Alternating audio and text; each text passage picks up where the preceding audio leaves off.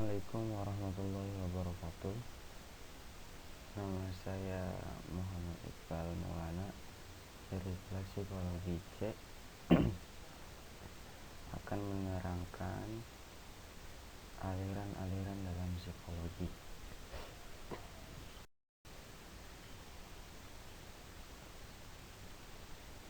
Yang pertama, pengertian dari psikologi. Psikologi adalah ilmu yang mempelajari tingkah laku dan proses mental manusia. Di sini ada dua kata kunci, yaitu tingkah laku dan proses mental manusia. Tingkah laku itu diartikan adalah perilaku yang tampak atau terlihat dan bisa diobservasi. Sedangkan proses mental adalah perilaku yang tidak tampak, seperti berpikir, mengingat, melamun, dan lain-lain. Itu prosesnya tidak bisa terlihat atau tidak tampak. Kemudian masuk pada aliran-aliran dalam psikologi. Yang pertama ada strukturalisme dengan tokohnya yaitu Wilhelm Wundt dan Titchener. Nah, aliran strukturalisme adalah aliran pertama dalam dunia psikologi yang muncul pada abad 19 atau kurang lebih pada tahun 1832 sampai 1920, dengan tokohnya adalah Wilhelm Wundt dan muridnya yaitu Edward Bradford Titchener.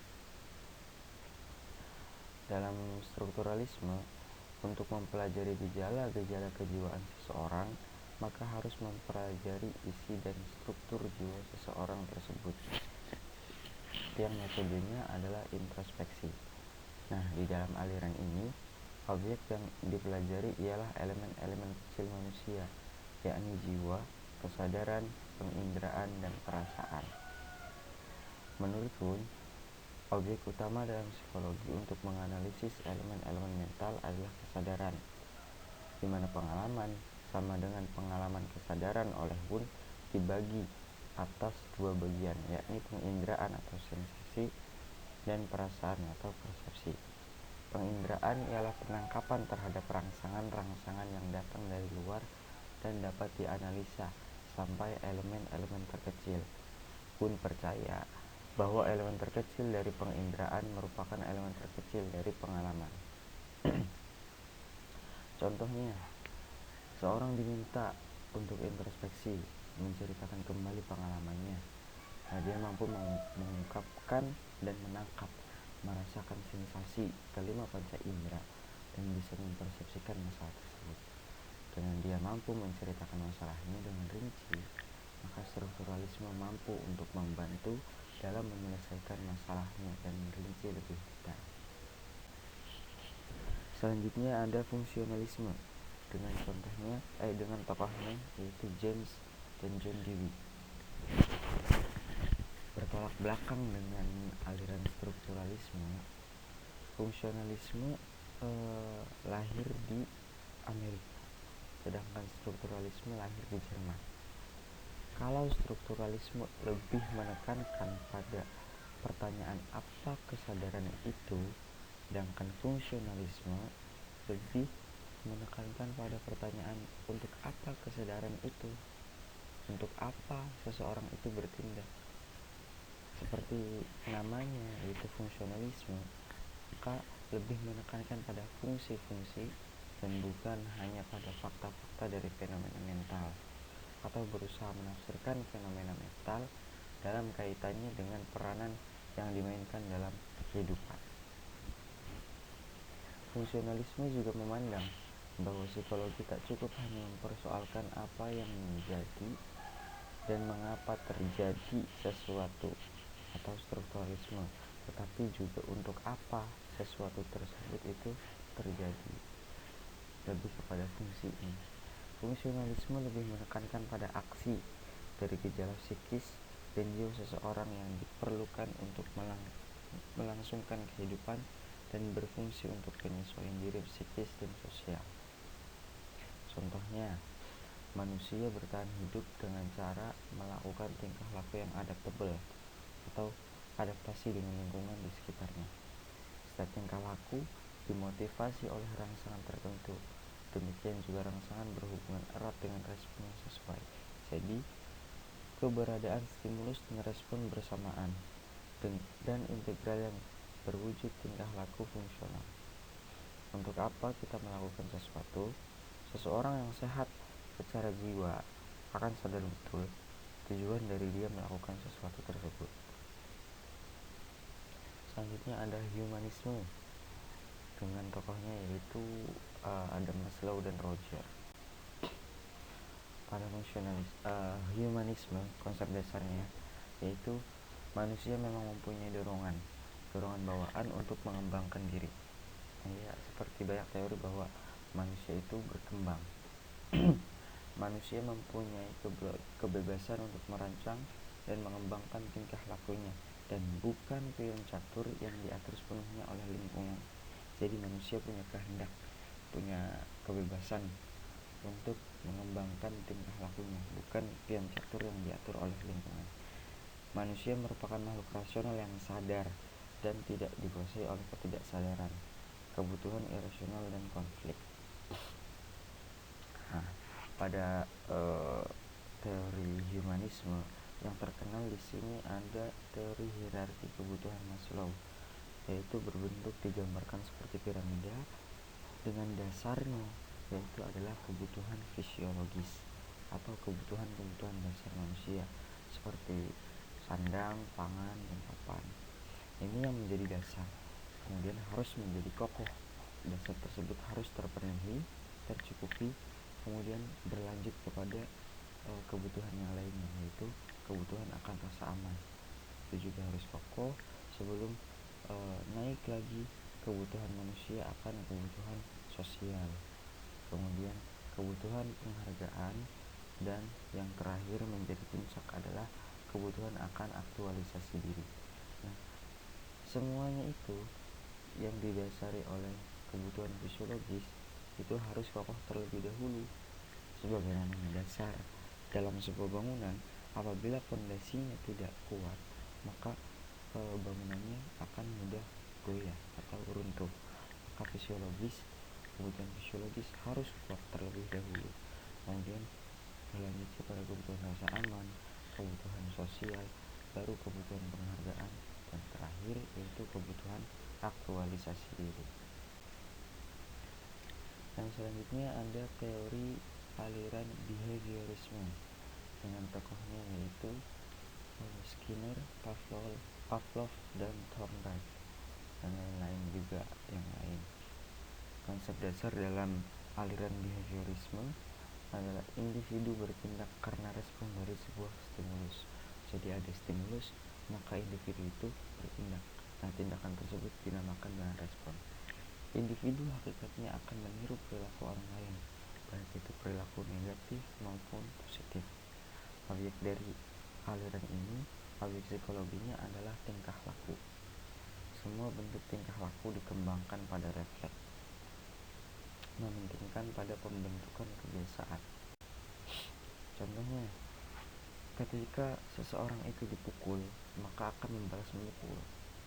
Seorang yang tidak terbiasa bangun pagi, untuk membiasakan diri bangun pagi, maka ia melakukannya dengan mengawalinya dengan alarm, kemudian diulang sehingga hari-hari berikutnya sampai kemudian terbiasa dan kemudian sudah bisa bangun pagi tanpa menggunakan alarm. Itu dinamakan kebiasaan, mengatur atau membiasakan diri. Akan selalu ada respon jika ada stimulus. Selanjutnya ada aliran psikoanalisis, terkenal sekali dengan tokohnya yaitu Sigmund Freud dan juga Carl Gustav Jung dan tokoh-tokoh yang lain. Pada aliran psikoanalisis ini lebih banyak fokus pada ketidaksadaran. Kalau yang lainnya kan lebih fokus pada kesadaran bahwa tingkah laku itu didasari oleh manusia yang sadar. Nah, pada teori psikoanalisis ini lebih banyak atau berfokus pada ketidaksadaran, karena kesadaran itu hanya bagian kecil saja. Ketidaksadaran sangat mempengaruhi individu dalam hal menganalisis mimpi dengan konsepnya itu ada id, ego, dan superego. Ketidaksadaran menyimpan banyak sekali pengalaman-pengalaman, ingatan, dan bahan-bahan yang dapat direpress. Masalah kejiwaan banyak muncul berawal dari ketidaksadaran. Sebagai contoh, Ani adalah seorang gadis dewasa berusia 20 tahun. Di masa kecilnya, ia sangat sedih karena selalu melihat kekerasan yang dilakukan oleh ayahnya kepada ibunya. Pemukulan dan culikan sudah sering ia lihat. Ani kemudian menjadi benci kepada ayahnya. Kemudian Ani menganggap bahwa laki-laki semuanya jahat. Dia kecewa dengan sosok laki-laki dan membenci semua laki-laki yang mana seharusnya dapat melindungi. Dalam usia dewasa, dia tidak mencintai laki-laki, namun mencintai perempuan. Nah, kejadian yang dialami oleh Ani ini adalah di usia dewasa ia tidak mencintai laki-laki tetapi mencintai perempuan. Ini berawal dari ketidaksadaran bahwa ia melihat kejadian yang tidak menyenangkan oleh dirinya, kejadian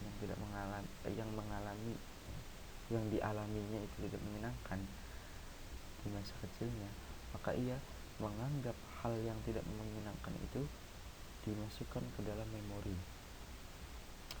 dikembangkan bertahun-tahun, kemudian memunculkan persepsi bahwa laki-laki itu semuanya jahat.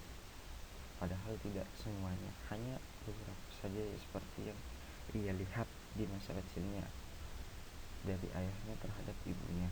Kemudian ia mempersepsikan sehingga semua laki-laki jahat. Nah, proses itu tidak disadari oleh Ani yang kemudian memunculkan perilakunya yang membenci terhadap semua laki-laki.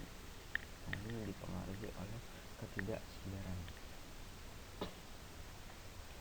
Selanjutnya ada teori Gestalt dengan tokohnya yaitu Weidner dan Koval. Teori psikologi Gestalt adalah merupakan salah satu aliran psikologi yang mempelajari suatu gejala sebagai suatu keseluruhan atau totalitas. Data-data dalam psikologi Gestalt disebut sebagai fenomena atau gejala. Dalam hal ini, psikologi Gestalt sependapat dengan filsafat fenomenologi yang mengatakan bahwa suatu pengalaman harus dilihat secara netral. Dalam suatu fenomena terdapat dua unsur, yaitu objek dan arti. Objek merupakan sesuatu yang dapat dideskripsikan setelah tertangkap oleh indera. Kemudian objek tersebut menjadi suatu informasi yang sekaligus kita telah memberikan arti terhadap objek tersebut. Contohnya, ketika melihat suatu masalah bukan perbagian namun secara keseluruhan, menyeluruh atau totalitas, sehingga seseorang itu mampu untuk menyelesaikan masalahnya. Karena seseorang yang stres, misalkan ketika ingin menghadapi ujian skripsi, ia berusaha untuk mencari tahu apa saja yang dilakukan selama sidang skripsi. Caranya dia bisa bertanya dengan temannya yang sudah melakukannya, atau bertanya terhadap pengalaman-pengalaman dari temannya sebelumnya selama sidang skripsi. Nah, pengalaman-pengalaman temannya tersebut, informasi-informasi tersebut ia lihat secara keseluruhan, tidak dari beberapa bagiannya saja, tetapi secara keseluruhan, dari mulai menggarap skripsinya sampai mengalami sidangnya. Ia terima informasi tersebut dan ia lihat secara netral bagaimana kejadian tersebut dilaluinya. Maka stres dari seseorang tersebut dapat dipecahkan ketika masalah tersebut dapat dilihat secara keseluruhan. Oh, seperti ini, apa kendalanya, maka seseorang tersebut untuk menanggulangi dari masalah tersebut, kendala tersebut itu seperti apa. Nah, itu harus dilihat secara keseluruhan. Kemudian pemecahan masalah secara itu yang muncul setelah adanya proses pengujian berbagai dugaan